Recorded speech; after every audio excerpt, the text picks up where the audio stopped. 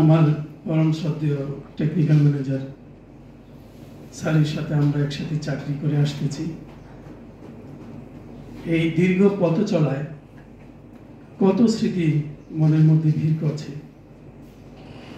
তো স্যার সম্পর্কে আপনারা অনেকে বলেছেন, আমি শুধু দুটো বিষয় তার সম্পর্কে উল্লেখ করব। আমি আমার এই সুদীর্ঘ চাকরি জীবনে তাকে যেমনটা দেখেছি,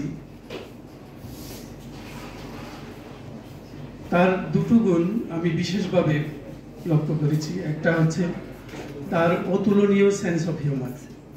আমার পূর্বে আমার শ্রদ্ধেয় টেকনিক্যাল ম্যানেজার ট্রেনিং মহোদয় বলেছেন, আমিও তার সাথে শতভাগ একমত। আমি দেখেছি, উপলব্ধি করেছি, যে কোনো গুমোট পরিবেশকে উনি তার অতুলনীয় সেন্স অফ হিউমার দিয়ে হালকা করে নিতে পারেন, সহজ করে নিতে পারেন। এই অসাধারণ গুণটি তার মধ্যে ছিল। আমরা অনেক ক্রান্তিকাল অতিক্রম করেছি তার এই সেন্স অফ হিউমারের কারণে, যেগুলো হয়তো আমাদেরকে কঠিনভাবে আঘাত করতে পারেনি।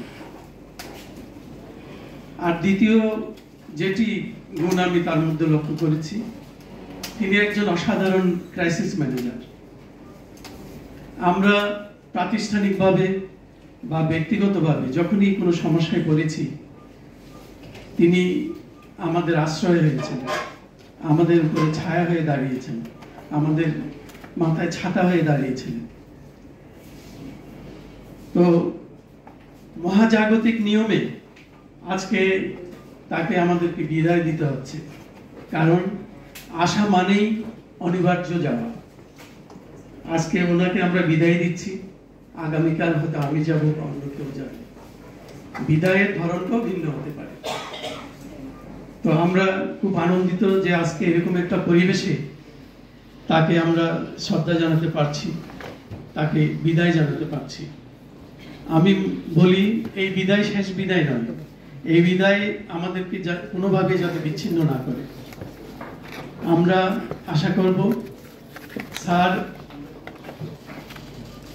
দৈহিকভাবে আমাদের কাছ থেকে দূরে থাকলেও আর্থিকভাবে তিনি আমাদের সঙ্গে থাকবেন এবং আমাদের যে কোনো প্রয়োজনে আগের মতো আমাদেরকে সাড়া দিবেন, এইটুকুই আমরা তার কাছে প্রত্যাশা করি। তো আমি আর বিশেষ কিছু বলতে চাই না, সময় স্বল্পতা রয়েছে।